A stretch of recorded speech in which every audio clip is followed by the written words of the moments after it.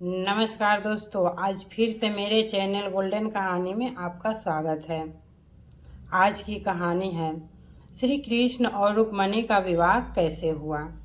श्री कृष्ण ने बाल्य काल में ही पुतना वत्सासुर, वत्सासुर, अघासुर, त्रिनावर्त तथा कंस सहित अनेक शक्तिशाली दैत्यों को मार डाला था। इससे उनकी प्रसिद्धि दसों दिशाओं में फैल गई।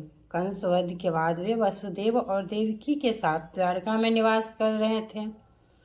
अनेक राजकुमारियां उनसे विवाह की इच्छुक थी।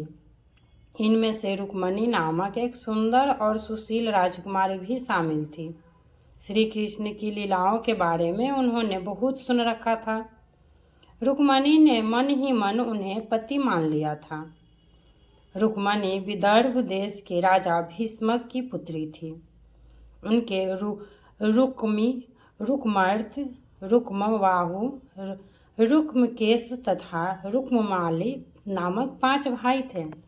रुक्मणी के युवा होने पर भीष्मक ने चेदी नरेश दमघोष के पुत्र शिशुपाल के साथ उनका विवाह निश्चित किया। परंतु रुक्मणी श्री कृष्ण का वर्ण करना चाहती थी।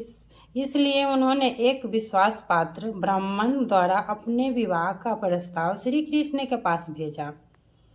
श्री कृष्ण भी रुक्मणी के बारे में जानते थे और उनसे विवाह के इच्छुक थे।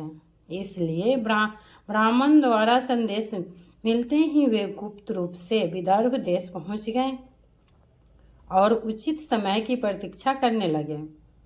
उनके आगमन की सूचना रुक्मणी को मिल चुकी थी।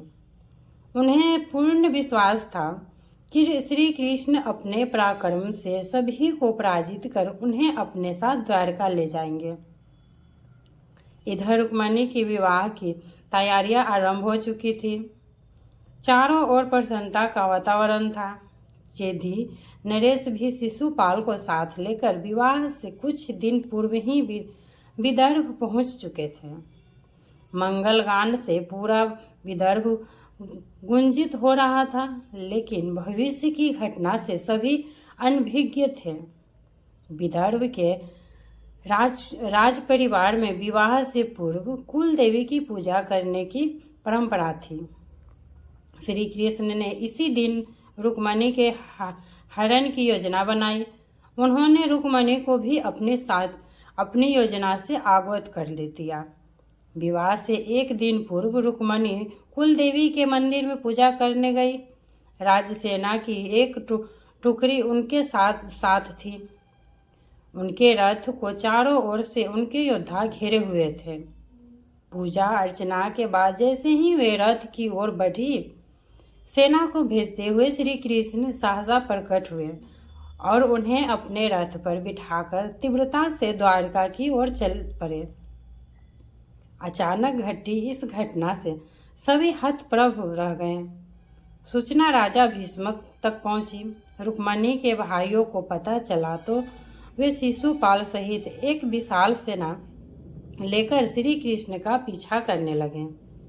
अंततः एक स्थान पर उन्होंने श्री कृष्ण को घेर लिया। उनके महारथियों के बीच श्री कृष्ण अकेले थे। यह देख रुक्मणी भयभीत हो गई। परंतु जैसे ही सेना ने श्री कृष्ण पर आक्रमण किया, बलराम सेना सहित उनकी सहायता के लिए आ पहुंचे।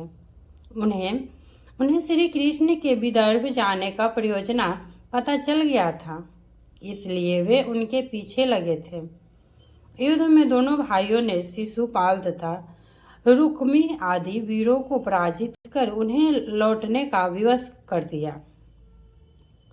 इसके बाद रुक्मणी को साथ लेकर द्वारका लौट आए। इस प्रकार श्री कृष्ण और रुक्मणी का विवाह संपन्न हुआ। कहानी अच्छी लगी हो तो लाइक एंड सब्सक्राइब जरूर कीजिएगा और शेयर भी कीजिएगा।